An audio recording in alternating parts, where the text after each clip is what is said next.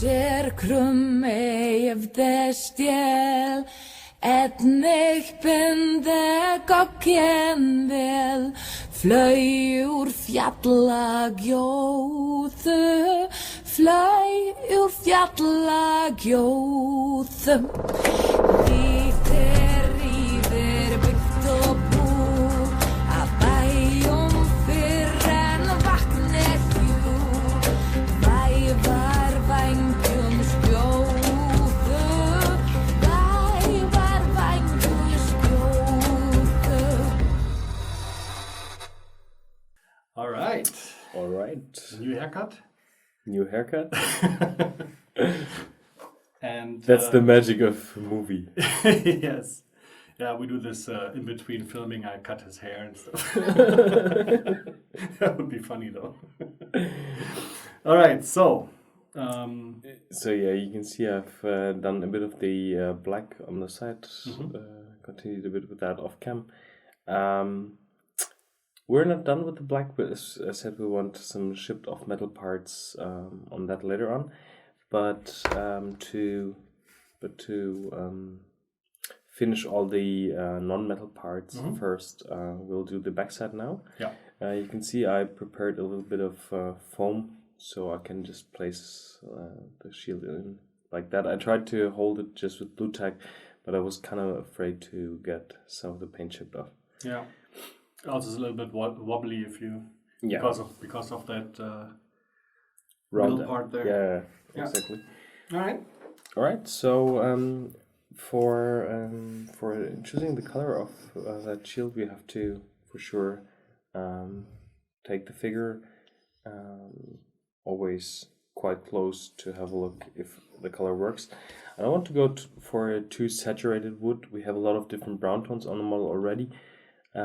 So I will work with something close to that what we've used before. I think I want that wood of the shield to be somewhat of an old oak wood, so a rather grayish, cool kind of wood. Yeah, I want to take the saturation off, otherwise it's just going to be too similar to the leather. Yeah, and it's also because it's such a huge surface under behind the model. It's kind of dangerous if you make it too saturated. It will just draw too much attention from the figure. So it's going to be a little similar to the X handle, I guess. Yes. Right. So we'll also start with a mixture of mud brown and black.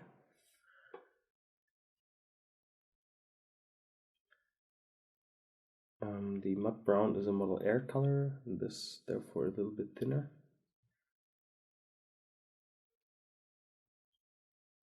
So we need a little bit more of that in the mix. But I guess the general approach is going to be almost the same as on the side with the blue, with the exception that there's no blue. Yeah, I think we will work a little bit thicker because we will paint more of the grain by hand. All right, so that's a pretty grayish brown. Yes. If we put the miniature in front of it, you'll see the difference. Yeah. Very nice. I think that is quite suitable for a good base background for her. All right. The next and important step is to bring back the separation between the different planks. I will do that with a mixture of black and a little bit, just a tiny bit of the mud brown. So here you're not going for a wash? I will do washes afterwards, but just to get a quite distinct line, I want to just draw that in. Yeah. On the back side, as I worked thinner with the blue, I preserved some of the black in there. But here, basically covered it completely. Yeah.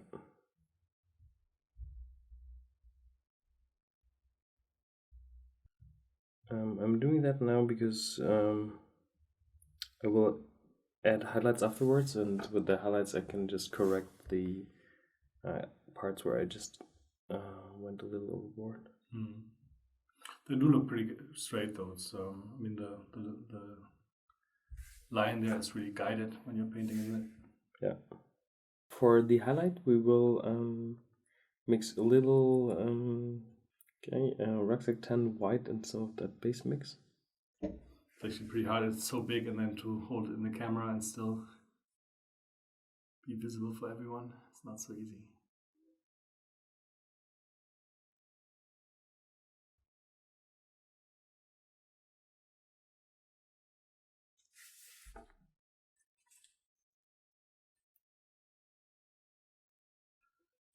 Mixing it a bit lighter so you can actually see it better. Yeah, now you can see it. And if it appears a little too strong right now, the wash will actually take that down again.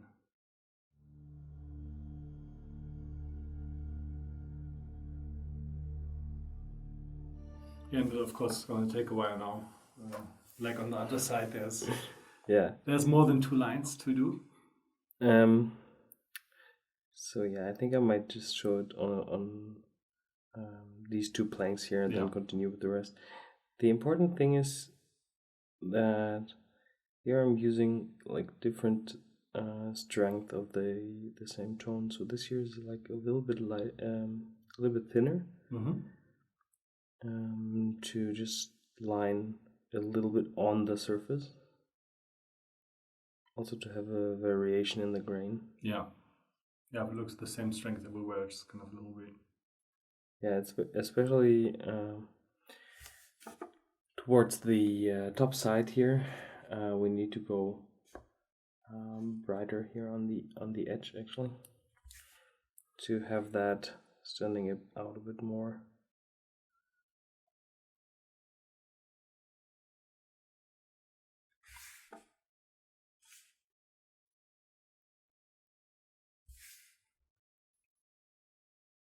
So I guess the wash is not going to be too strong in the end. Yeah, more towards the side and the metal elements. Yeah.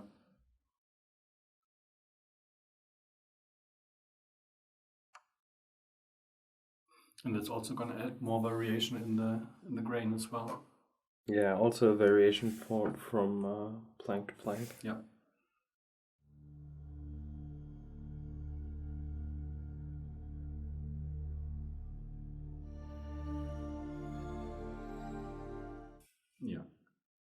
Yeah, and you're just going to continue like that, and we'll be back once that is done. Yes, we'll do so. In the special extended version of this DVD, you might of this video, you might see everything. No, cut that. Yeah, you can see I continued with the highlights all over the planks. In the next step, we will use some of the strong tone wash to tone it down to the sides. Also to bring a little variation into the different planks. Yeah, and the other thing you've done is you've base coated the metal and the rings a little bit. It looks like a dark brown. Yeah, it's black and some of the tank brown. Yeah. Okay, so we start here on the top, placing some of that strong tone to the sides.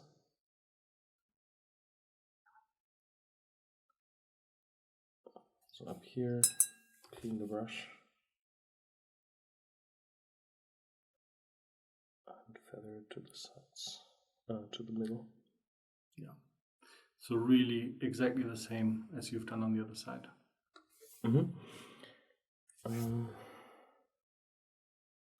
So yeah, we continue plank by plank.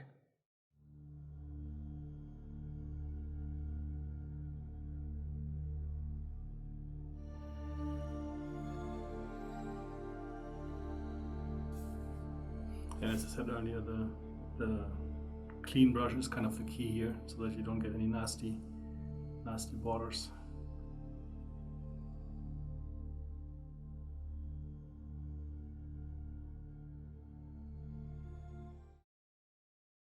Alright, so that's the result after the wash. I wasn't sure if I really need a second go with the strong tone, as I have quite some dark tone already here to the side. I would definitely take also some soft tone to have some of these a little bit more saturated or a little bit more yellow, just to bring some variation into that large surface. Yeah. added some some soft tone to the back of the palette here. And for example, this here. One important thing is to this time really stay on one of these and not go overboard, as the saturation difference should just be really on one piece of wood. Yeah. Yeah, and that's really important because not every piece of wood looks the same, as we all know. Yeah, you can actually see how it, when it's dry, it looks so strong when it's wet, and when it's dry, it's just a slight variation in tone. Yeah. Yeah. Yeah, it's a little more yellow in it now.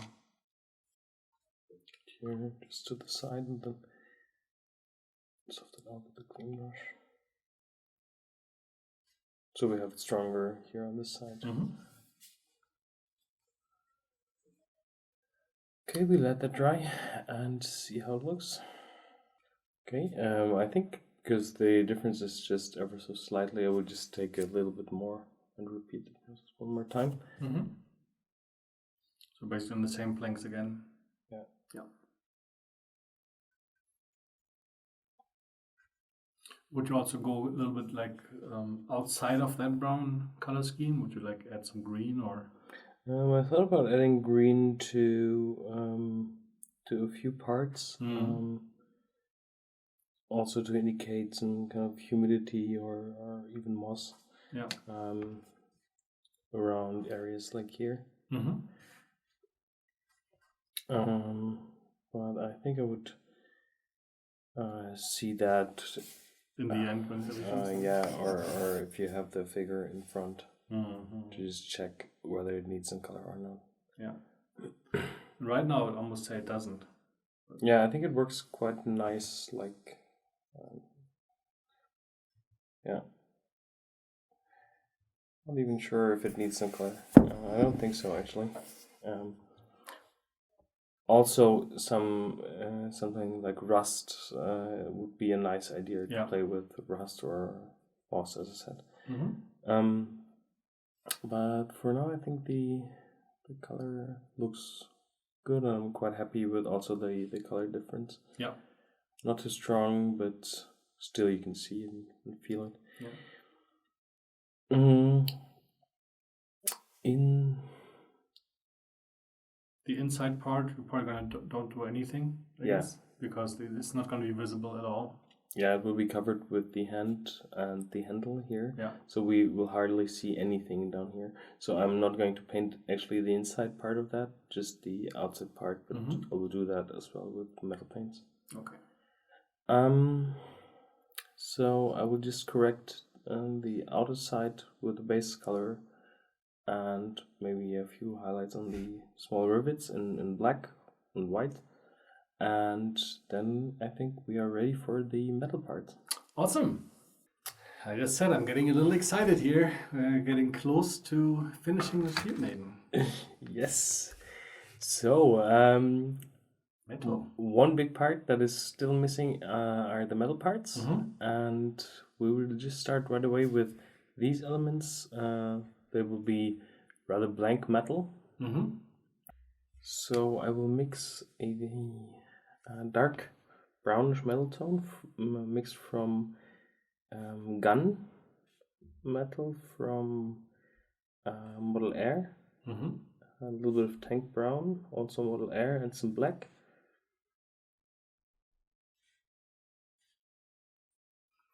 And we changed the palette, and also we got a second glass of water with a big label metal on them on it. Which is important. I mean, even if you're using that glass later, you want to make sure that this is only being used for metal paints. Yeah.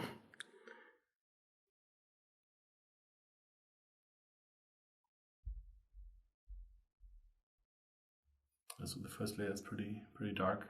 Very hard to see that it's actually metal. Yeah, you can see it from from the shine. Because I've mixed also some non-metal colors in there, the black and the tank brown. The colors won't dry off like super metallic, but nice and satin.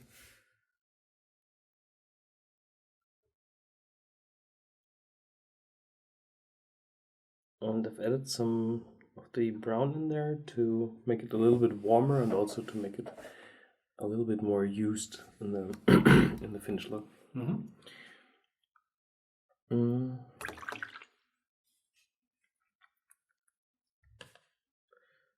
So in the next step I will put some of the original color in the back of the brush and some light, it's light metal paint. It's silver from the Model Air range. Yeah.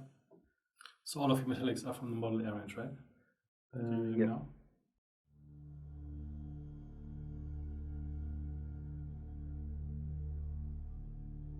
Okay, there's a nice little scratch in there.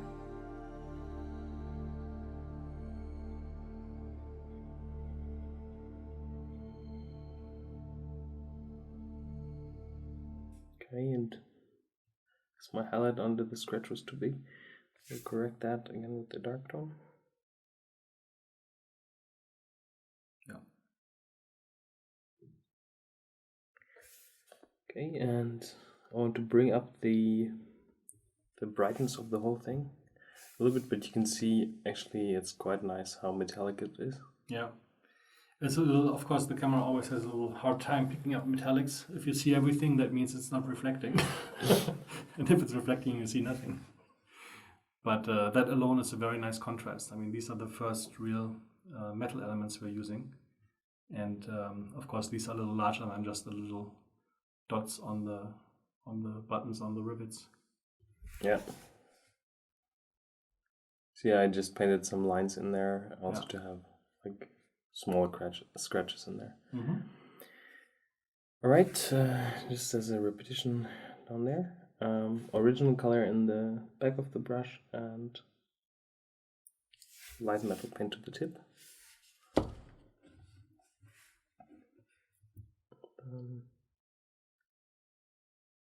Highlight on the top of the rivet and just along the edge here. Just be very careful that you don't hit the blue with the color you've painted the shield in with your metal paint. Yeah.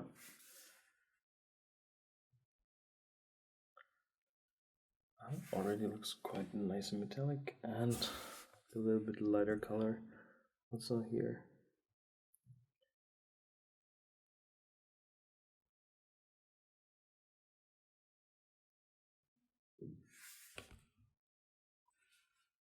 I think here I will just add some of the darker color again up there. Yeah, overall got a little too light. Yeah, now you can see the difference.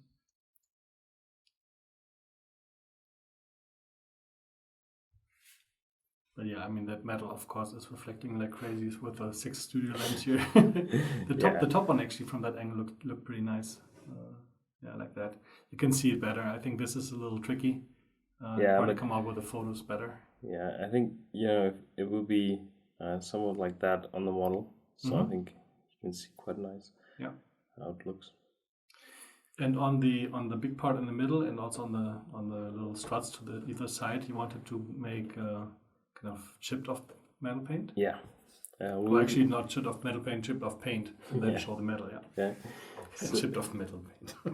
So we will do that with some of the gun tone and see if it's reflective enough, or maybe we even need to go a bit brighter and just go along the side and make some scratches. Also work around the sculpted scratches to definitely have some metal showing there.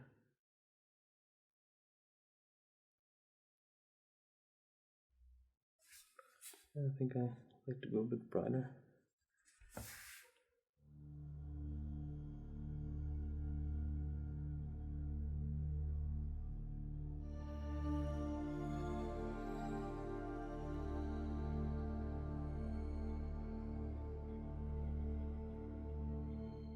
Yeah, and that all of a sudden gives a complete different appearance, doesn't it? Yeah. Also, it's really nice from the gloss contrast. Mm-hmm.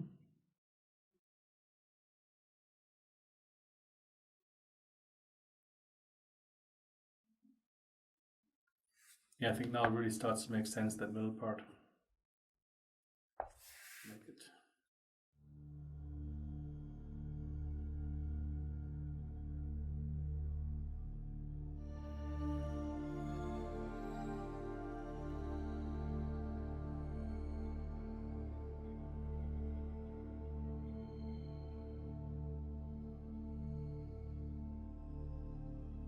Will you use another metal color to kind of give some variation, or are you going to leave it like that?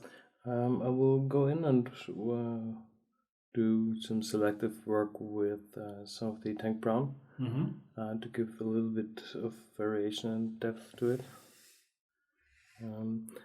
At the moment, I'm just a tiny bit lighter on those to the top. Yeah.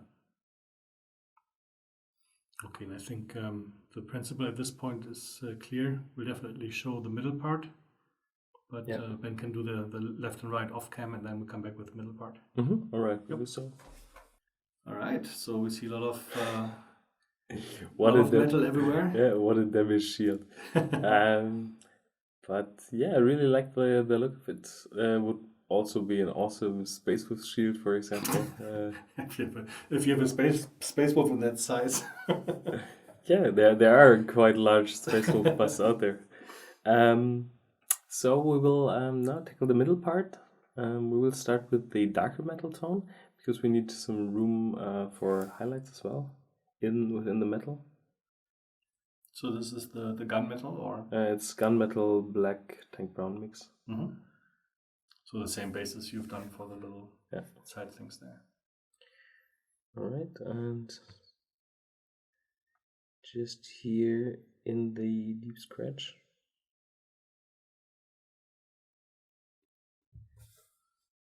A bit more gunmetal. Then here.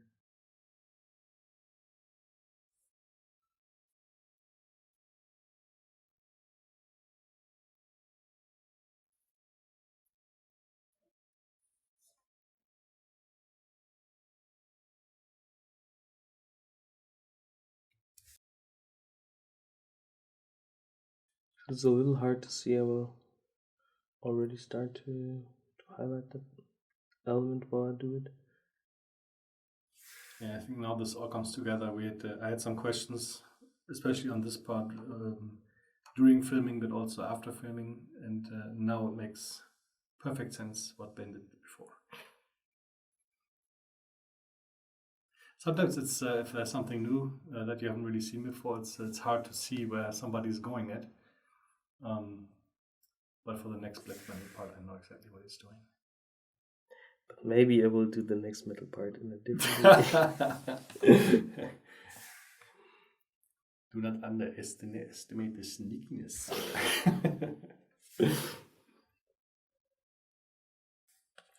Yeah, but I really like it already. The metal also on the side looks awesome. And this looks really like a one shield. Yeah, and I think in the end, I will also add like another little thin layer of the wash or some of the tank brown to bind the two things together, and also to give some kind of shadow indication in the metal. And a little variation. Okay, so for that part, you're making sure that you're really catching every modeled scratch, every sculpted scratch. Yeah, plus introducing own ones. Yeah.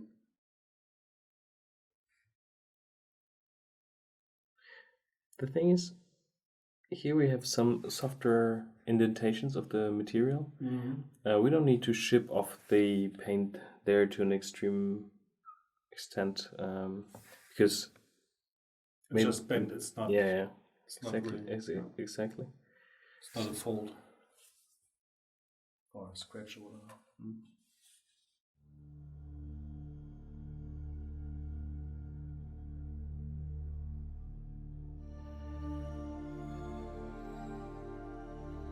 You're going to introduce some rust here on this area, or? Yeah, I think that would be a nice touch. Especially with that kind of green bluish shield. Yeah. It's a nice color contrast.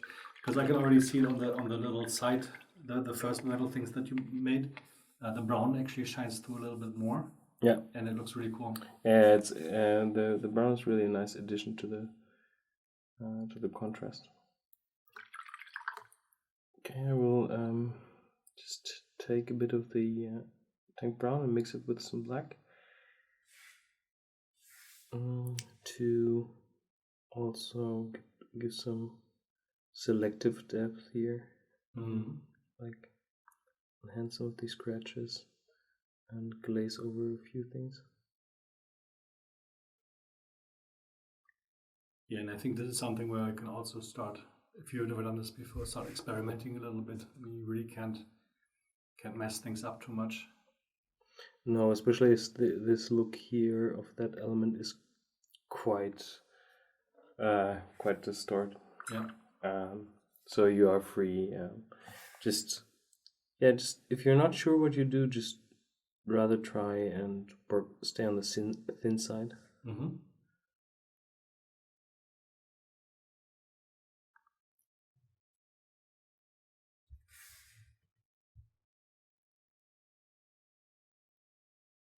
Yeah, and if you go really crazy in your experiments and you start with pink and orange and then it looks really weird, then you can always paint black over it and try again.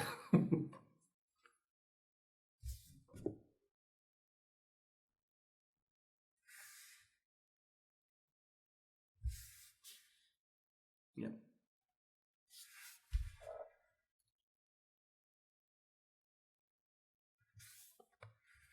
Even that little filter with that tank brown makes an appearance of slight rust. Yeah. Already, and gives it really some color. It's really nice. I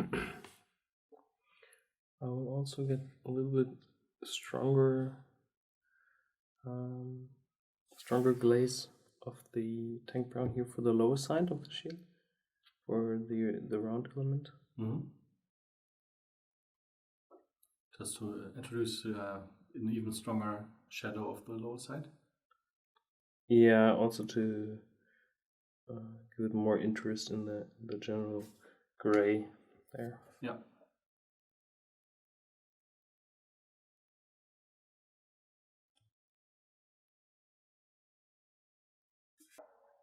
Right, and here along the rivets, we will use the strong tone. The nice thing about the washes is that they matten the metal quite a bit. So when we just touch the middle part here and skip the borders will seem a bit more bright. Mm-hmm.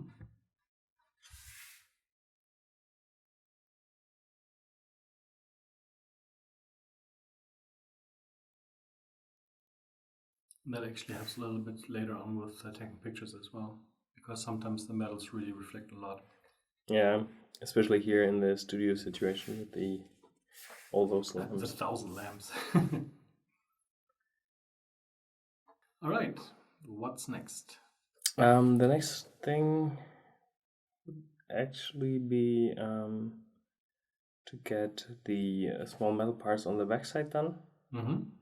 And but I think because they're just as small as those, and they will be done in the same color, I could do that off cam. Mm-hmm. And then I think the next part that we should show on cam is the blade of the axe. Very nice. Right. All right. Okay.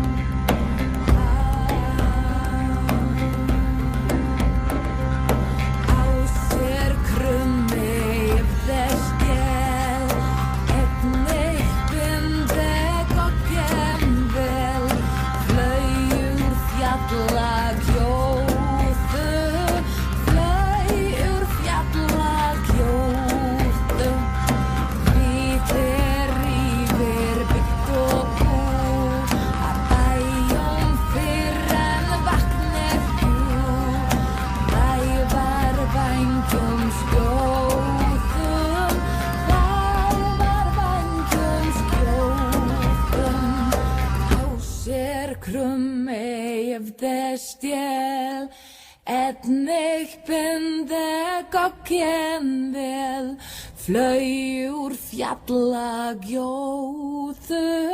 flöj ur fjallagjóðu.